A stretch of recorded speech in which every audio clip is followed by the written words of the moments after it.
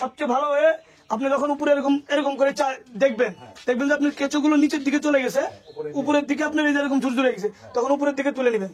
একেবারে পুরাটা তো উপরের দিকে তুলে নিয়ে তারপরে এরকম একদিক চাপ দিয়ে দেবেন, এরকম। এই পাশে আপনি গোবর দিয়ে দিলেন, নতুন গোবর দিলেন, তারপরে দেখবেন এখান থেকে সব চলে আসবে, তখন এই পাশে নিয়ে যাবেন। আর প্রথমে আগে তো গোবরটা দিবেন, এটা একটু উঁচা করে দিবেন, পরে আবার এটাকে কি করবেন, এরকম সরাই দিবেন। বাস রাখার পরে এখন তো ওইটা তো আমার 1 থেকে 20 দিন হয়ে গেল, 20 দিন ভরে রাখতে হয়। মানে 20 দিন ভরে রাখলাম ওখানে। এখন ধরেন আপনি 20 দিন ধরে রাখছেন, আচ্ছা, একটা ভরে গেছে, তা আমার দেন সময় হচ্ছে 40 দিন। আমার তো 40 দিনের খবর আমি দেবো, কারণ আপনি ওই প্রথম দিনেরটা ধরেই দেন, সমস্যা নাই। লাস্ট দিনে দিলেন তাহলে তার মানে তারটার বয়স 20 দিন হইলো, দেন সমস্যা নেই। লাস্টেরটা 40 দিন হয়েছে না, ফার্স্টেরটা একটু নাড়াচাড়া দিয়ে দিলে হয়ে যাবে। আমার হলো এখানে থাকা টাইম হলো কতদিন?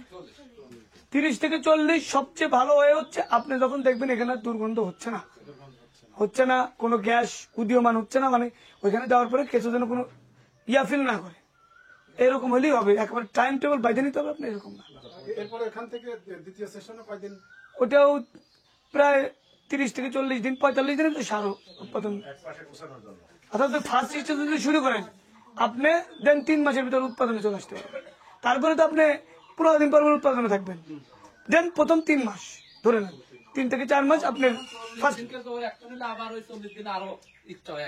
ফার্স্ট প্রোডাকশনের পরে আপনার এই যে আমার 2 হাউস শেষ, আমি 2 হাউসে আনবো, দেন ওটা আবার 20-25 দিনে দিয়ে দেবো, আবার আরেক হাউস শুরু করবো। আমার কিন্তু তখন আর অফ নেই, সারাদিনই উৎপাদন, মানে 10-12 দিন পর।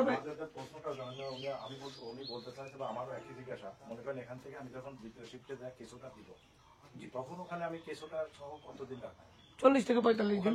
এবং সবচেয়ে ভালো হয়ে আপনি যখন উপরে এরকম করে দেখবেন যে আপনার কেঁচোগুলো নিচের দিকে চলে গেছে, উপরের দিকে আপনার এই যে এরকম ঝুরঝুরে গেছে, তখন উপরের দিকে তুলে নেবেন। একেবারে পুরাটা তো উপরের দিকে তুলে নিয়ে তারপরে এরকম একদিক চাপ দিয়ে দেবেন, এরকম। এই পাশে আপনি গোবর দিয়ে দিলেন, নতুন গোবর দিলেন, তারপরে দেখবেন এখান থেকে সব চলে আসবে, তখন এই পাশে নিয়ে যাবেন। আর প্রথমে আগে তো গোবরটা দিবেন, এটা একটু উঁচা করে দিবেন, পরে আবার এটাকে কি করবেন, এরকম সরাই দিবেন। বাস মানে এটা তো কেঁচোর বাথরুম, তাহলে যখন ওর বাথরুম করা শেষ হবে ও অটোমেটিকলি ওই জায়গায় থাকবে না।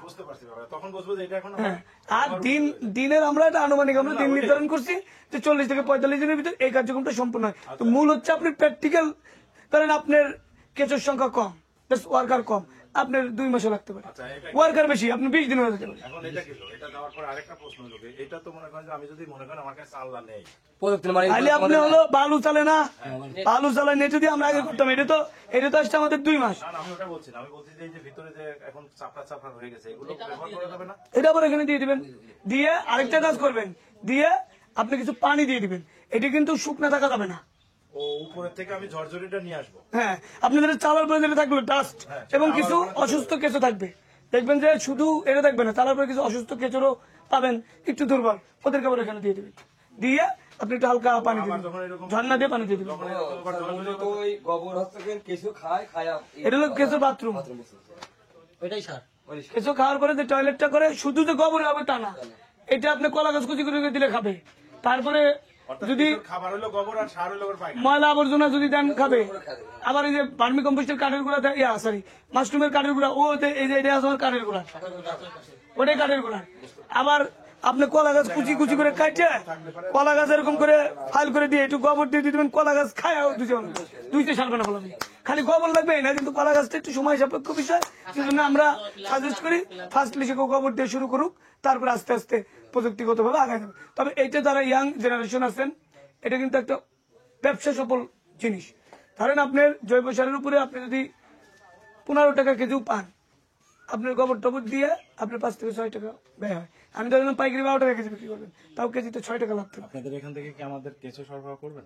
আমাদের এখান থেকে করব। এখন সারা রাজবাড়িতে অনেক আছে, আমাদের সাথে যোগাযোগ করবেন, আমরা আপনার আরেক চাষির সাথে লিঙ্কেজ করে দেবো। কেঁচোর দাম কেমন?